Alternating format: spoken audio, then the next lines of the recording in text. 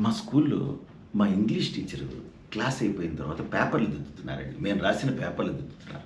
ప్రతి 2 నిమిషాలకి oh my god! Oh my god! Oh my god! అంటున్నారు ఆవిడ. ప్రతి 2 నిమిషాలకి పేపర్లు దిద్దుతూ oh my god! Oh my god! అంటున్నారు.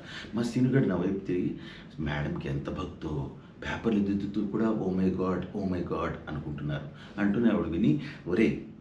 దరిద్రంగా రాశార్రా. అన్నీ బూతులే. ప్రతిదీ స్పెల్లింగ్ మిస్టేక్సే.